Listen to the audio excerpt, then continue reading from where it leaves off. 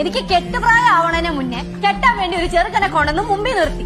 വീട്ടുകാരെ സങ്കടപ്പെടുത്തണ്ടല്ലോ എന്ന് വിചാരിച്ചിട്ട് കെട്ടാൻ വേണ്ടി തല കുനിച്ചു കൊടുത്തു. ഇപ്പതേ എന്റെ ജീവിതം കോഞ്ഞാട്ട. നല്ല പ്രായത്തിലല്ലേ ഒളിച്ചോടി പോവായിരുന്നെങ്കിലാ.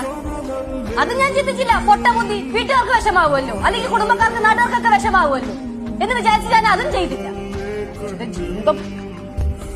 ചേച്ചി ഞാൻ കാര്യം ചോദിച്ചോട്ടെ? നീ എന്തോ വെച്ചാൽ എനിക്കെന്താ? ഒളിച്ചോടി പോകുന്ന കാര്യം പറഞ്ഞോണ്ടാ ചോദിക്കുന്നേ. ഒളിച്ചോടി പോവാൻ ചേച്ചി ആരെങ്കിലും വിളിച്ചായിരുന്നോ?